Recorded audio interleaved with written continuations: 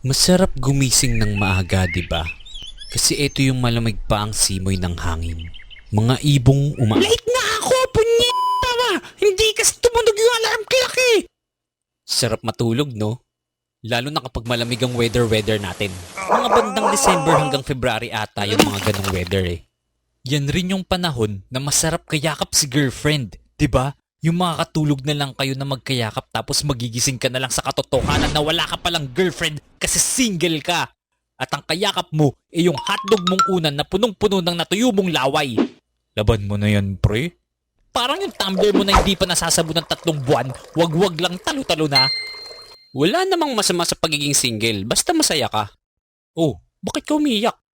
Kuya, nawawala ka na ata sa topic mo. Bakit? Sinabi ko na ba yung topic ko ngayon? Di pa naman, di ba? Di ba? Di ba?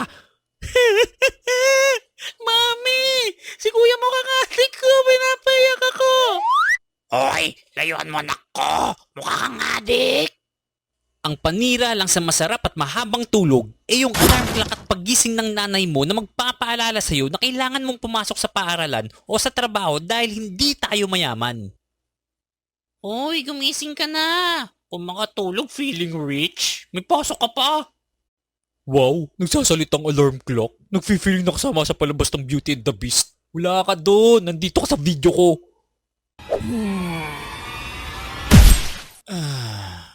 Balik tayo sa beauty sleep, baby.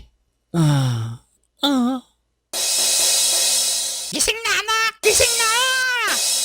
At ang problema pa, sa sobrang lamig ng tubig kapag maliligo ka, yung manginginig talaga yung panga mo, nakala mo nakasubo ko ng isang kaluluto lang at may init-init pang kwek-kwek, di ba?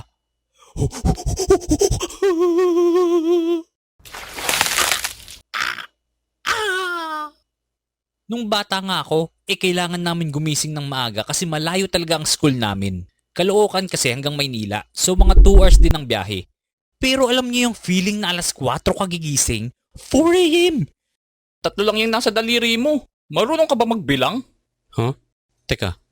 Hindi 5, hindi 6, kundi 4. Yung ibang tao nga dyan di pa tapos maglaro ng video games eh. YOLO! Yung iba naman dyan matutulog pa lang kasi ka-text nila yung KMU nila na wala naman silang label. Uy, love you. Ulol! Tapos yung iba hindi pa tapos pumarty. Ooh, dami chicks, pre. Dami pwede kiss mamaya. Oo nga eh. Tol, pwede pa kiss. What the fuck? Tapos ako gigising ng alas 4? Well, wala naman ako magagawa dyan kasi kapag di ako gumising baka sinturon o kaya hanger na lang ang gusto kong magpagising sa akin. Nay, ano yan? Gumising ka na! Kapag hindi, gagamitin ko sa ito! Gising na po, Nay! Gising na! Gising na! Gising na!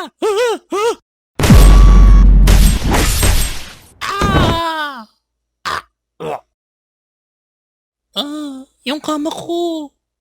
Alas 4 ako gigising, tapos mag-aayos, then babiyahe ng 5 a.m. Kaya dapat maaga pa lang matutulog ka na para di ka mapuyat. Hirap nun. Oh, matulog ka na! Alas 6 na ng gabi! Kaya nung nag-college ako, at nung nagtatrabaho na rin ako, at nung... Wait, di ako yan. Abay, sino ka ba? Umalis ka dito sa bakuran ko! Sungit naman. Pinipili ko talaga mag-dorm sa malapit para hindi ganun kaaga ang gising ko. Kasi hindi ko talaga kayang araw-arawin ng maagang gising. Di yun ang talent na binigay sa akin ni Lord eh. Hey kuya, anong talent binigay sa'yo? Ang magmahal ng totoo. Yeah. Boom! It's the mother- Wow, so dramatic! Sige nga, tol. Mahalin mo nga ako ng totoo. Kapag gigising pa tayo ng maaga, masasabi lagi natin yung sikat na katagang. Wait lang. 5 minutes pa. Oh, wag mong sabihin hindi mo pa yung sinabi. Sinabi mo na yan, di ba? Di ba? Di ba? Mami, nakakatakot siya. Mukha talaga siyang adik. Hoy, mukha lang akong adik pero di ako adik. Adik sa'yo lang. Ha? Shucks. Di lang mukhang adik. Mukha pating manyak. Balik tayo. Di ba pagkasabi mo ng katagang, wait lang, 5 minutes pa. Babalik tayo sa pagtulog at gigising ulit tayo para i-check kung ilang minuto ang lumipas at kung pwede pa, itutulog ulit natin at gigising ulit para i-check ang nagdaang 5 to 10 minutes. at tutulog ulit at gigising hanggang sa... Binasted ka na ng nililigawan mo kasi bad breath ka! Ha? Teka, parang ako ata yung bad breath ah. De, joke lang. Hanggang sa 1 oras na ang lumipas at late ka na sa pupuntahan mo. Haha. Pangit ang script. Mahirap talagang gumising ng maaga kung hindi mo naman nakakasanayan. Natural lang yan dahil iba-iba naman talaga ang tao. Pero sa iba, at kasama na ako dun, na habang tumatanda tayo, mas na-appreciate natin ang pagtulog ng maaga at paggising ng maaga dahil masarap sa pakiramdam rin ang paggising ng maaga.